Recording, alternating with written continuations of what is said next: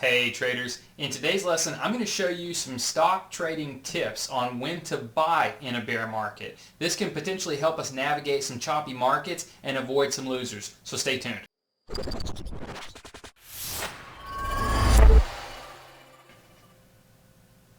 Hey traders, Cawiezell here with thetradersplan.com, here with a brand new video on when to buy in a bear market. And I want to welcome you to another lesson. I really appreciate you stopping by and I'm very glad to have you.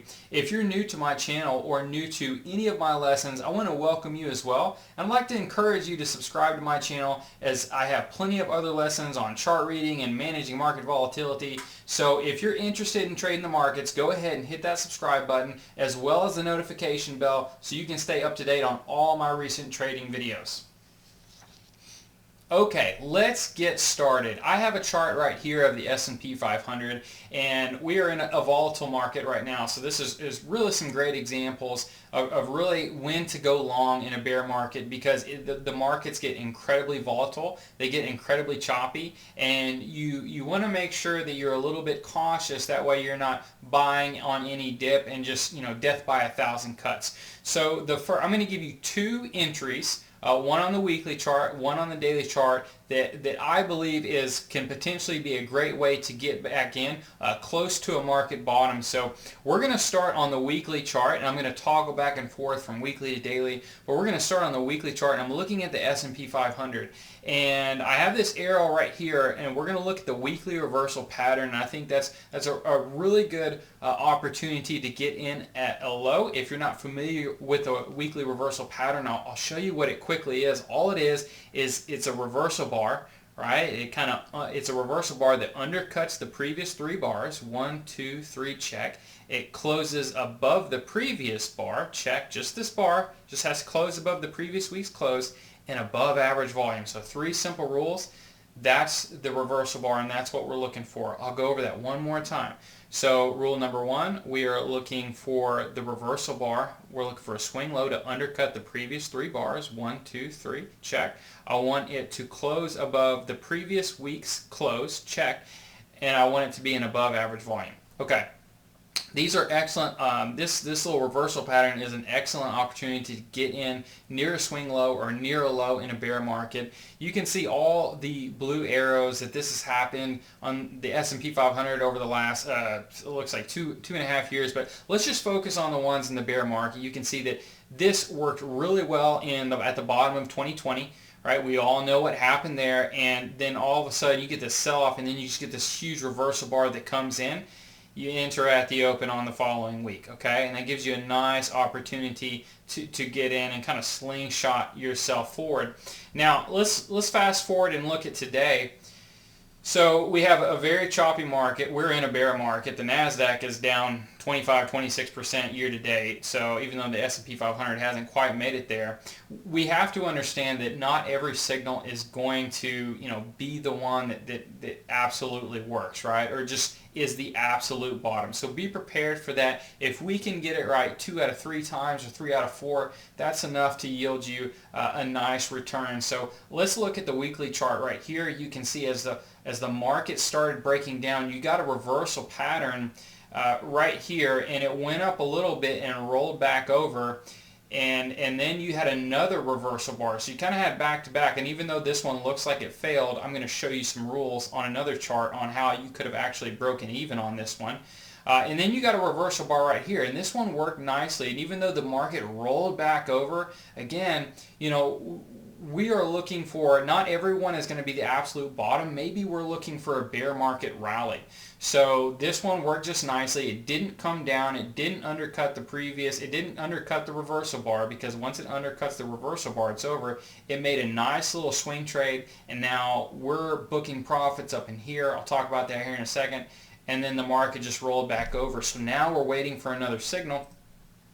Let's look at the QQQ right here. You can see that this was the bear market of 2018, the fourth quarter. There was not a reversal in the S&P, but there was in the NASDAQ 100. So you can see right here, this one right here, it went up a little bit and it rolled back over. And again, I'll show you how you could have at least broken even to make it a little bit on that. And then you have at the absolute bottom the big one. So you buy at the open on Monday and just let her rip, and it's just a great pattern. It's going to be at the low. If you see this pattern, at the low, or we don't know it's the low yet, but if you see this pattern, you got to at least stick your toe in the water and test it out until it starts to move higher and move above some key moving averages. So that's really entry number one. We're looking for that reversal bar. And you can see right here, this one made a little bit to broke even. This one made a ton. This one, reversed right at the 40-week moving average and made some money as well. And there was a nice trend from there. So that's what we're looking for. We're looking on like, hey, when is it safe to stick our toe in the water? Now let's look at entry potential number two. And this is the daily chart of the current market, the first quarter, or I would say we're in the second quarter now, of 2022, and it's a very choppy downward market. Okay, so in a previous video we talked about what markets to avoid when the markets really go into waterfall mode or they sell off. We're going to avoid that. When the 8-day moves under the 20-day, we're going to avoid all these little whipsaws right here. Okay, we're going to avoid all this because what we're going to do is we're going to wait for the 8-day to move back above the 20-day, and then that's our buy signal. So if we don't get a buy signal on the weekly reversal bar, now keep in mind we've moved over to the daily chart. The weekly was entry number one. This is potentially entry number two, and these are just tips and tricks. If you're just not sure what to do, I'm giving you these entry points to really stick your toe in the water, because the worst thing you can do is every time the market bounces 2 to 3 days, you get in and then it blows up, and then you get in and then it blows up, and then you get in and it blows up, right? Here, here, here. We're gonna avoid all that mess and just say, okay, I'm just gonna wait a little bit longer. I want there to be more than a 2 to 3 day rally. I'm looking for like a 4 to 5 day rally to get a little bit of extra confirmation that at the very least we're in a bear market rally or a potential long-term bottom. So right here, you get in, it's safe to buy, you get the buy signal, the 8-day moves above the 20-day moving average. Now you might say, Steven, you say this worked, but it didn't. Here's the trick. Once your price or your stock or whatever you're trading, we're just focusing on the market indices for a second.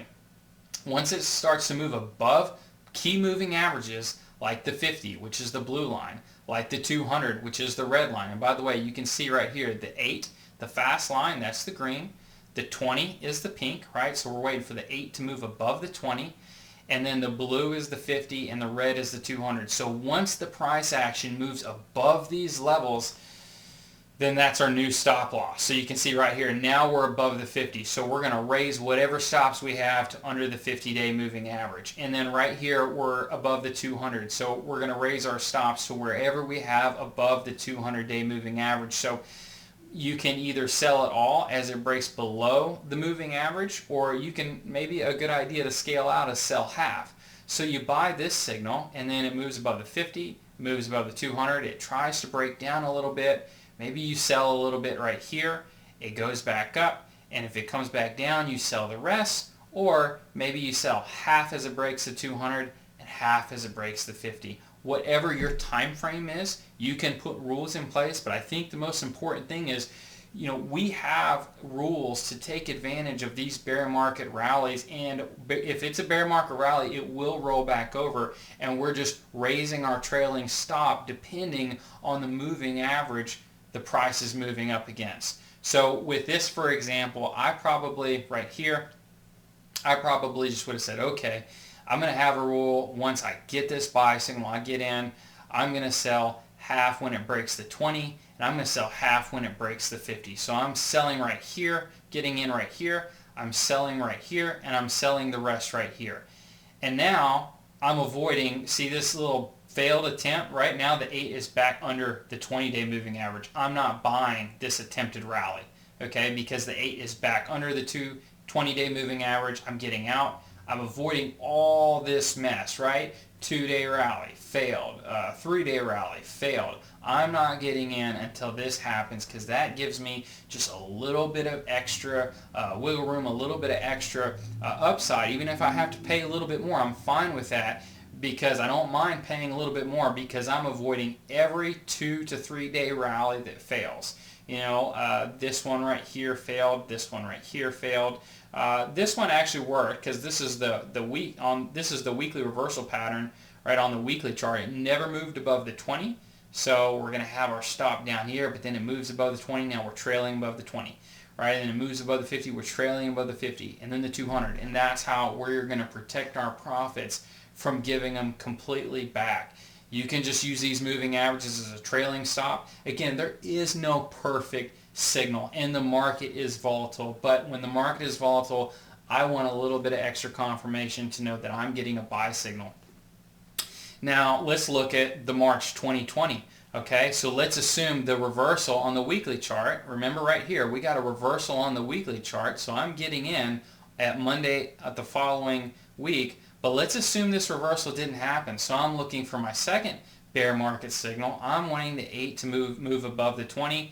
Look, you would have avoided, if the market is in sell-off mode, if it's under the 200 or under the 50, just wait until that 8 moves back above the 20 because you would have avoided all this mess, right? And even though you're not getting in at the exact bottom, you're getting in on a nice signal. Look, you get right here, the market is now trailing above the pink line, which is the 20, and then now we're above the 50. So maybe you sell half as it breaks the 20, and you sell the other half as it breaks the 50. Okay, this is just following rules, and they work pretty decent with just smaller corrections as well. You can see we have a smaller correction in September of 2020, but look, you get the buy signal, market goes up a little bit, you make a little money, not a whole lot, but then it goes back down, you get another buy signal, and then you do pretty well for the rest of the year. So it really just depends, but this right here really gives you two buy signals, and I'll just kind of go back to it. So you have, let's go back to the weekly chart.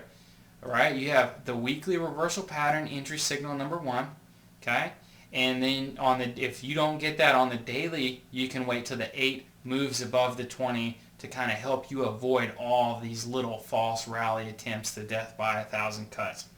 So I hope this was really helpful. This is a tool I've used, and by the way, it has really been helpful to me because since the market has been absolutely breaking down, I haven't taken any discretionary trades. I haven't traded any of these, trying to buy the dips. All my discretionary trading has just been pushed to the side. I'm only following my rules-based systems at the moment, and it's saved me a lot of money and a lot of heart and headache. And I know we want to be active, and I know we want to be trading. We feel like we always have to do something, but you also have to know when the odds are against you.